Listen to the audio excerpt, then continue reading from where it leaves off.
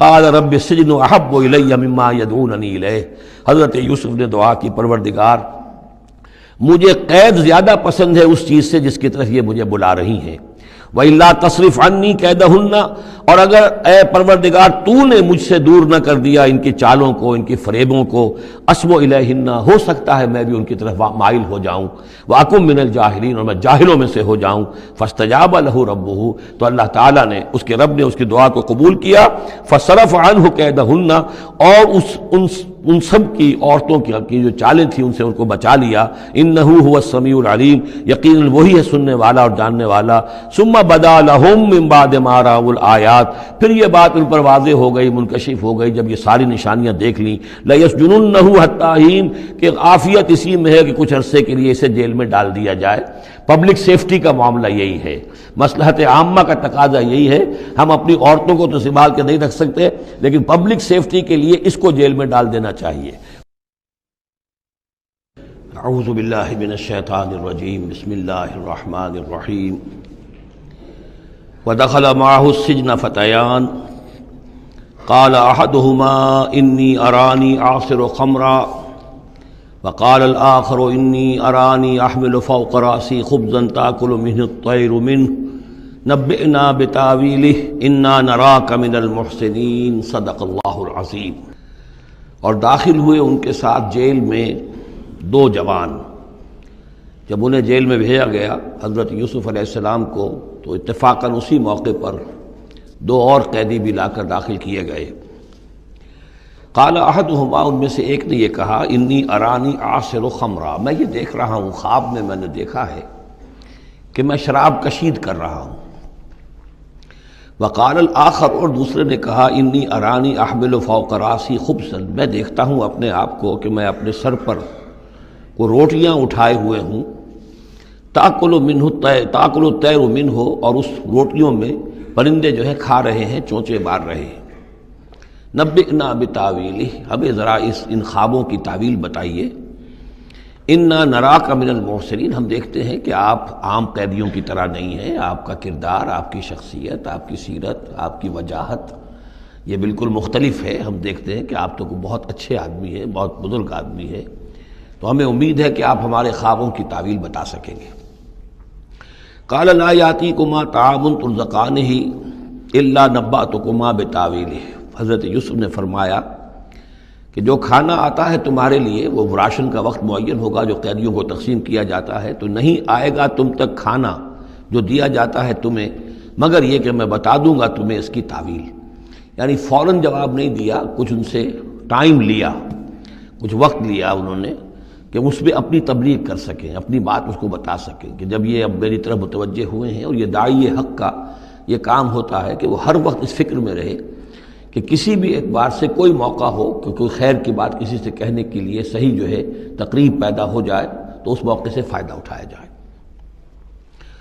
الا نبأتکما بتاویلہ قبل ان یاتیکما، اس سے پہلے کہ تمہارا وہ راشن آئے۔ ذالکما مما علمنی ربی، اور دیکھو یہ وہ چیز ہے جو میرے رب نے مجھے سکھائی ہے، میں کوئی دعوے دار نہیں ہوں اپنے کسی ذاتی کمال کا۔ اب اس میں خود بخود اس جملے میں بھی اللہ تعالیٰ کی طرف ایک توجہ اور اللہ کی طرف ایک نسبت موجود ہے۔ انی ترکت ملت قوم لا یؤمنون باللہ وہم بالآخرۃ ہم کافرون، دیکھو میں نے ترک کر دیا ہے اس قوم کا راستہ کہ جو نہ اللہ کو مانتے ہیں اور نہ ہی آخرت پر ان کا یقین ہے، بلکہ آخرت کے وہ کافر ہیں، منکر ہیں، نہیں مانتے آخرت کو۔ واتبعت ملت آبائی، اور میں نے پیروی کی ہے، اختیار کر لی ہے ملت اپنے آبا کی، ابراہیم و اسحاق و یعقوب، یعنی ابراہیم اور اسحاق اور یعقوب کی۔ یہاں اس سے مراد کیا ہے؟ دیکھیے کہ ایک شخص جو ہے بچپن میں ہی اگر پیدا ہوا ہے مسلمانوں میں، تو ایک تو ہے موروثی عقائد کے جو اسے ملے ہیں، اور ظاہر بات ہے کہ وہ اللہ کا نام جانتا ہے، رسول کا نام جانتا ہے، کلمے اس کو پڑھا دیے گئے، نماز سکھا دی گئی۔ لیکن ایک ہوتا ہے جب انسان شعور کی عمر کو پہنچے تو خود اپنے غور و فکر سے اپنا جو فری ایک چوائس ہے اس کو ایکسرسائز کرتے ہوئے کسی شے کو قبول کرنا، کسی شے کو اختیار کرنا۔ تو گویا کہ حضرت یوسف علیہ السلام اس کا تذکرہ کر رہے ہیں کہ میں نے شعوری طور پر، کیونکہ اب جو زندگی گزر رہی ہے، جن لوگوں کے مابین گزر رہی ہے، وہ لوگ تو کافر ہیں، وہ لوگ تو کسی نبی سے وحی سے واقف ہی نہیں ہے، مصر کے قوم ہے، لیکن یہ کہ میں نے ان کے طریقے کو چھوڑ دیا ہے شعوری طور پر فیصلہ کر کے، میں نے شعوری طور پر اختیار کیا ہے اپنے آباء و اجداد، صرف اس لیے نہیں کہ وہ میرے آباء و اجداد ہیں، بلکہ اس لیے کہ ان کا راستہ میرے نزدیک صحیح ہے، عقل سلیم کے نزدیک جو ہے وہی معقول ہے۔ واتبعت ملۃ آبائی ابراہیم و اسحاق و یعقوب ما کان لنا ان نشرک باللہ من شیء، دیکھو ہمارے لیے یہ روا نہیں ہے کہ ہم اللہ کے ساتھ کسی بھی شے کو شریک کریں، ذالک من فضل اللہ علینا، یہ اللہ کا بڑا فضل ہے ہم پر، وعلی الناس، اور سب لوگوں پر۔ اللہ نے تو انسانوں کو اشرف المخلوقات بنایا، اور یہ کہ انسان جو ہے اللہ کے سوا کچھ اور چیزوں کو کہ جنہیں اللہ نے انہی کی چاکری کے لیے پیدا کیا ہے اپنا معبود بنا لے۔ ولیکن اکثر الناس لا یشکرون، لیکن اکثر لوگ شکر نہیں کرتے، شکر گزار نہیں ہوتے۔ یا صاحب السجن، اے میرے جیل کے دونوں ساتھیوں، ارباب متفرقون خیر ام اللہ الواحد القہار، خود غور کرو، کیا یہ بہت سے جو ارباب ہم نے بنا رکھے ہیں یا تم نے بنا رکھے ہیں، بہت سے دیوی دیوتا متفرق جدا جدا ہیں، یہ بہتر ہے یا ایک الواحد ام اللہ الواحد القہار، یا اللہ جو اکیلا ہے اور پوری طریقے سے چھایا ہوا ہے۔ ما تعبدون من دونہ الا اسماء سمیتموها انتم وآباؤکم، نہیں پوچھتے تم اس کے سوا دیویوں اور دیوتاؤں کو مگر یہ کوئی شے نہیں ہے، یہ کچھ نام ہے جو تم نے رکھ لیے ہیں، تم نے بھی اور تمہارے آباء و اجداد نے بھی۔ ما انزل اللہ بہا من سلطان، اللہ تعالیٰ نے ان کے لیے کوئی سند نہیں اتاری۔ ان الحکم الا للہ، اختیار مطلق صرف اللہ کا ہے، حکم دینے کا اختیار، فیصلے کا اختیار، قانون دینے کا اختیار صرف اللہ کا ہے۔ امر اللہ تعبدوا الا ایاہ، اور اس نے یہ حکم دیا ہے کہ اس کے سوا کسی اور کو مت پوجو، مت بندگی کرو۔ ذالک الدین القیم، یہی ہے دین سیدھا اور قائم اور دائم، ہمیشہ کا دین۔ ولیکن اکثر الناس لا یعلمون، لیکن اکثر لوگ علم نہیں رکھتے۔ یا صاحب السجن، اے میرے زنداں کے دو ساتھیوں، اما احدکما فیسقی ربہ خمرا، تم میں سے ایک جو ہے وہ تو اپنے آقا، رب کا لفظ آیا ہے بادشاہ کے لیے، اپنے آقا کو، بادشاہ کو شراب پلائے گا۔ یہ پہلے بھی ایک شخص تھا، ساقی تھا یہ بادشاہ کا، لیکن یہ کوئی اس کے اوپر الزام لگا، اس الزام میں اس کو جیل بھیج دیا گیا، لیکن اس کے بعد یہ بری ہو گیا، ری انسٹیٹ ہو گیا اپنی پوزیشن پر، اور اس کی خبر دے دی حضرت یوسف علیہ السلام نے اس کے خواب کے حوالے سے کہ عاصر و خمرہ، میں دیکھ رہا ہوں کہ میں شراب کشید کر رہا ہوں، تو آپ نے اس کی تعویل یہ کی کہ تمہارے خواب کا مطلب یہ ہے کہ تم رہائی پا جاؤ گے، اور پھر تم اپنے بادشاہ کے پاس جا کر، آقا کے پاس وہی خدمت جو ہے ساقی گری کی تم کرو گے۔ وَأَمَّا الْآخَرُ، اور جو دوسرا ہے، فَيُسْلَبُ، اسے سولی دے دی جائے گی۔ فَتَأْكُلُ الطَّيْرُ مِنْ رَأْسِهِ، تو ظاہر بات ہے سولی جن کو چڑھا دیا جاتا تھا تو پرندے جو ہیں پھر ان کی جو وہ کھوپڑیاں ہیں اس میں آ کے چونچے مار کے، اور پھر جو دماغ کا گودا ہے اس کو وہ کھاتے تھے۔ تو فرمایا کہ وہ پھر تَأْكُلُ الطَّيْرُ مِنْ رَأْسِهِ، جب وہ سولی پر چڑھا ہوا ہوگا تو پرندے آئیں گے اور اس کی کھوپڑی میں چونچے مار کے اس کے سر میں سے کھائیں گے، بھیجا کھائیں گے۔ قضی الامر الذی فیہ تستفتیان، فیصلہ کر دیا گیا اس معاملے کا جس کے بارے میں تم دونوں نے فتویٰ مانگا تھا، رائے پوچھی تھی۔ وقال للذی ظن انہ ناج، اور حضرت یوسف نے کہا اس شخص سے جس کے بارے میں ان کا گمان تھا کہ یہ نجات پا جائے گا، رہائی پائے گا، چلا جائے گا، منہما، ان دونوں میں سے، اذکر افنی عند ربک، کبھی میرا ذکر کرنا اپنے رب کے پاس، اپنے آقا، اپنے مالک، اپنے بادشاہ کے پاس میرا بھی ذکر کرنا کہ ایک شخص ہے، بے گناہ ہے، اور اس طریقے سے جیل میں اس کو ڈال دیا گیا ہے۔ فَأَنسَاهُ الشَّيْطَانُ ذِكْرَ رَبِّهِ، تو شیطان نے بھلائے رکھا اس شخص کو اپنے بادشاہ کے پاس حضرت یوسف کے ذکر کرنے کو۔ فَلَبِثَ فِي السِّجْنِ بِضْعَ سِنِينَ، تو حضرت یوسف رہے اس جیل کے اندر کئی برس تک۔ بضع کا لفظ عربی زبان میں 9 تک پر آتا ہے، 10 سے کم تر، تو 2 3 4 5 6 7 8 9 تک۔ وقال الملک کو، اب اس کے بعد ایک نیا چیپٹر آ رہا ہے اس داستان کا۔ بادشاہ نے کہا، قال الملک کو، اپنے دربار میں۔ اب یہاں یہ نوٹ کر لیجئے کہ اس وقت کا جو مصر کا یہ بادشاہ ہے یہ فرائنہ میں سے نہیں ہے۔ اس وقت مصر میں حکومت تھی جن کو تاریخ میں کہتے ہیں ہکسوس کنگز، چرواہے بادشاہ۔ ہوا یہ تھا کہ یہی جو عرب کا ڈیزرٹ تھا جس نقشے میں آپ نے دیکھا ہے، ہمیشہ تاریخ میں ایسا ہوتا رہا ہے کہ ڈیزرٹ میں کچھ قوت جو ہے، ہیومن پوٹینشل ڈیولپڈ ہوتا ہے، پھر وہ آ کر جو متمدن علاقے ہوتے ہیں ان پر حملہ کرتا ہے، اور پھر یا تو لوٹ مار کر کے واپس آ جاتے ہیں یا وہاں پر اپنی حکومتیں بھی قائم کر لیتے ہیں۔ تو اسی جزیرہ نمائے عرب سے کوئی قوم نکلی، کوئی قبیلہ نکلا، زوردار تھا، اس نے حملہ کیا مصر پر، اور مصر کے جو مقامی لوگ تھے وہاں کی قبطی قوم کی، اسے اپنا غلام بنا لیا اور خود اپنی حکومت قائم کر لی۔ تو چرواہے بادشاہ کہلاتے ہیں کہ یہ صحرا سے آئے تھے، چرواہے تھے، اور یہ آ کر یہاں بادشاہ بن گئے۔ گویا کہ یہ لوکل نہیں تھے، بادشاہ تھے، فرائنہ میں سے نہیں تھے، فرائنہ کے خاندان میں سے نہیں تھے، بلکہ خود عرب تھے۔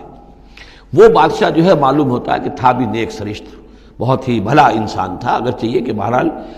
جہاں تک تعلق ہے توحید کا یا رسالت کا یا نبوت کا یا آخرت کا یا شریعت کا یا کتاب کا، اس سے نابلد، لیکن ہوتے ہیں مختلف لوگ، مختلف مزاج، تو بھلا آدمی تھا۔ قال الملک کو اس بادشاہ نے کہا انی ارا سبع بقرات، میں اپنے خواب میں نے دیکھا ہے کہ 7 گائیں ہیں، سمان خوب موٹی تازہ، یاکلہن سبع عجاف، انہیں ہڑپ کر رہی ہیں 7 گائیں جو دبلی ہیں، 7 گائیں دبلی ہیں اور وہ ہڑپ کر رہی ہیں 7 موٹی تازہ گائیں کو۔ یاکلہن سبع عجاف وسبع سنبلات خضر، اور میں دیکھتا ہوں کہ 7 بالیاں، بالیں ہیں ہری، سٹے ہیں ہرے اناج کے، وَأُخَرُ یابسات، اور 7 ہیں کہ جو سوکھے ہیں۔ یا ایھا الملأ افتونی فی رؤیایا، اے میرے درباریوں، اے میرے سرداروں، ذرا مجھے میرے خواب کی تعبیر بتاؤ، ان کنتم للرؤیا تعبرون، اگر تم واقعتاً خوابوں کی تعبیر کا فن جانتے ہو، اس سے واقف ہو۔ قالوا اضغاث احلام، انہوں نے کہا نہیں یہ تو پریشان خیالی ہے، یہ خواب جو ہے کوئی خاص معنوی خواب نہیں ہے، ایسے ہی ہے جیسے کہ پریشان خیالات ہوتے ہیں۔ جیسا کہ اب آپ کو معلوم ہے فرائڈ کا نظریہ ہے کہ یہ صرف جو انسان کے جو سیکشول ڈیزائرز ہیں یا اور کوئی ایمبیشنز ہیں نفسیاتی یا نفسانی، وہ دبی ہوئی ہوتی ہیں، تو پھر یہ کہ انسان خواب کے اندر ان کی تسکین جو ہے وہ کر لیتا ہے کسی طریقے سے، تو وہ اس کے اپنے خیالات ہوتے ہیں، پریشان خیالات۔ اگرچہ اسلام میں خواب 3 قسم کے ہیں، ایک خواب ہے کہ جو اللہ کی طرف سے ہوتا ہے، جس کو ہم کہتے ہیں سچا خواب، رؤیا صادقہ، وہ نبوت کے اجزاء میں سے ہے، اور ایک خواب شیطانی ہوتا ہے جو شیطان کی طرف سے ہوتا ہے، شیطان جو جنات ہیں وہ اس میں الہام کرتے ہیں، اور تیسرا اسی نوعیت کا ہوتا ہے جس کو یہاں کہا گیا ہے۔ تو فرائڈ ظاہر بات ہے کہ ان چیزوں سے واقف ہے، وہ جہاں تک کہ وہ رؤیا صادقہ ہے اس سے واقف نہیں ہے۔ قالوا اضغاث احلام وما نحن بتاویل الاحلام بعالمین، ہم ایسے خوابوں کی تعبیر ہمیں نہیں آتی ہے، وہ باقاعدہ کوئی خواب ہو تو اس کی تعبیر ہم بتائیں۔ وقال الذی نجا منہما، اب اس شخص نے، وہ جو وہاں پر پھر ساقی گری کر رہا تھا، اسے اچانک حضرت یوسف یاد آ گئے۔ وقال الذی نجا منہما، اور کہا اس شخص نے جو ان دونوں قیدیوں میں سے نجات پا گیا تھا، بری ہو گیا تھا، رہا ہو گیا تھا، وذکر بعد امۃ، اور اس طویل عرصے کے بعد اسے اچانک یاد آ گیا، انا انبئکم بتاویلہ فارسلون، میں بتا دوں گا اس خواب کی تعویل آپ لوگوں کو، ذرا مجھے جانے دو، مجھے اجازت دیجئے کہ میں جاؤں اور جیل میں جا کر وہاں ایک شخص ہے اس سے مل کر اس خواب کی تعبیر معلوم کر لوں۔ یوسف ایھا الصدیق، اب وہ پہنچ گیا حضرت یوسف کی خدمت میں، یوسف اے صدیق، اے سچے، افتنا فی 7 بقرات سمان یاکلہن 7 عجاف، ذرا ہمیں بتائیے، تعویل بتائیے، حکم بتائیے اس کا کہ 7 گائیں ہیں بڑی دبلی اور وہ کھا گئیں، ہڑپ کر رہی ہیں 7 ان کو کہ جو موٹی ہیں،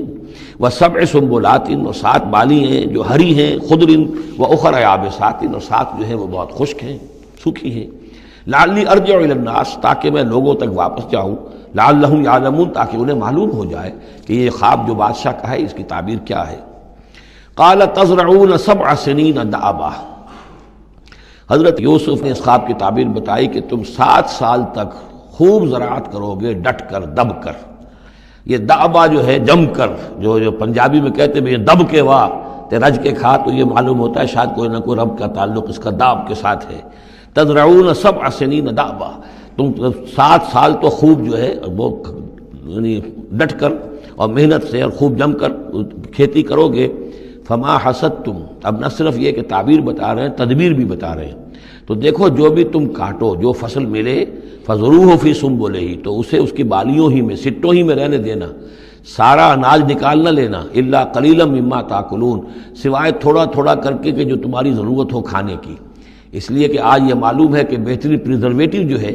یہ سٹوں میں اگر نہ چھوڑ دیا جائے، ان کو اگر نہ نکالا جائے تو پھر ان کے لیے کسی اور ایڈیشنل پریزرویٹو کی ضرورت نہیں ہے، یہ محفوظ رہتے ہیں، ان کو جو ہے وہ انسیکٹس وغیرہ ختم نہیں کر سکتے۔ تو وہ تدبیر بھی بتا دی کہ اس کو ابھی سارے کے سارے کے اناج کو گاہ نہ لینا، بلکہ یہ کہ انہی بالیوں کے اندر، انہی سٹوں کے اندر ان کو رہنے دینا، الا قلیلا مما تاکلون، جو بھی تم کھاتے جاؤ اس میں سے جو ضرورت کے مطابق۔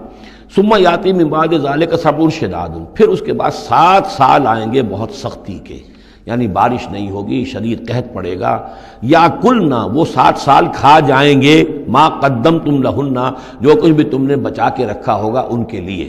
یعنی تعبیر بھی تدبیر بھی سب کچھ بتا دی گئی۔ تعبیر تو یہ کہ 60 سال تک خوشحالی ہوگی، اچھی فصل ہوگی، اور 60 سال اس کے بعد قحط کے آنے والے ہیں۔ تدبیر کیا بتائی کہ پہلے 60 سالوں میں بس ضرورت کا اناج جو ہے وہ گاہ کر نکال کر استعمال کر لینا، باقی ذخیرہ کرنا اور رہنے دینا اسی طرح اس کی بالیوں کے اندر، اور پھر جب وہ قحط کے دن ہو گئے تو اس پر گزارا کرنا۔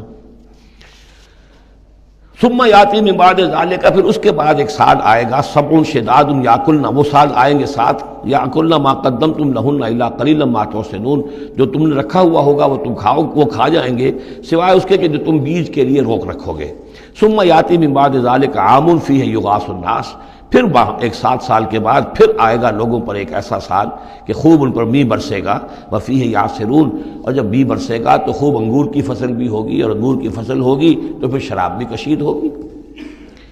وقال الملک اوتونی بہ، اب یہ ساری بات سن کر بادشاہ نے کہا اس شخص کو تو میرے پاس لے کر آؤ، اتنا ذہین انسان ہے اور اتنا سمجھدار انسان ہے، اس کو تو یقیناً جیل میں نہیں ہونا چاہیے، میرے پاس ہونا چاہیے۔ فلما جاء الرسول، اور جب وہ ایلچی آیا حضرت یوسف کے پاس، قال ارجع الی ربک،